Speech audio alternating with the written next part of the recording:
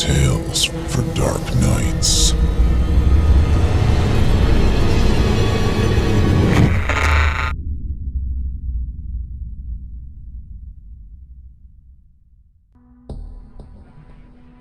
Good evening.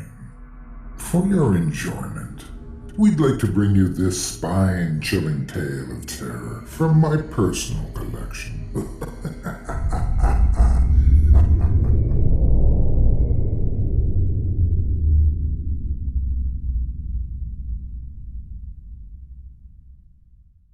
Tags. Written by an anonymous author. Narrated by Otis Jiry. I find myself concerned and unable to sleep as a result of the events of the past few nights. Friday was a perfectly normal day. I mean, the normal routine someone might follow before they go to work. Wake up, go to the bathroom, brush my teeth, get dressed, let the dog out, have a smoke, drink coffee, go to work. It's the same day in and day out. I do my work, come home, let the dog out, have dinner, get the kids in bed, and settle down for the evening. Eventually, my wife and I end up in bed as well. Then, a Friday night after we headed for bed, I felt a little restless, so I popped in a movie, and eventually became tired enough to try and sleep. The only issue was the dog. He wanted to play, which was strange for that time of night. Normally, he's ready for bed before we are. First, I could hear his tags jingling up and down the stairs.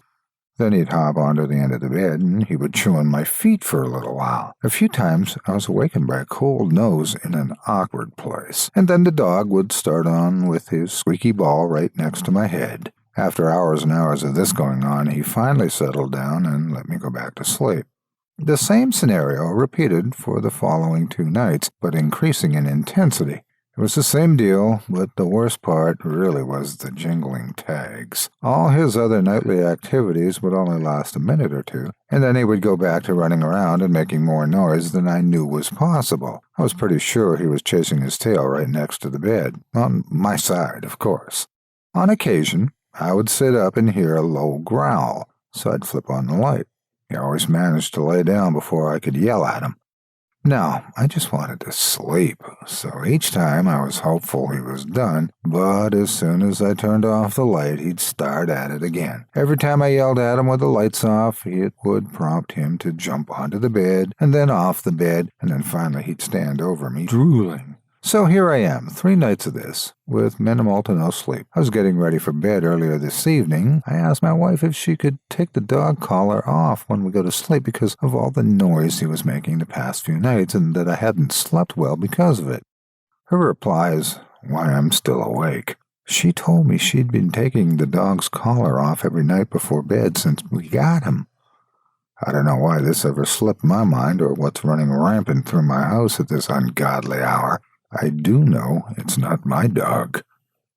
It seems friendly as long as I don't move. I don't know what it would do if I tried to retaliate in any way.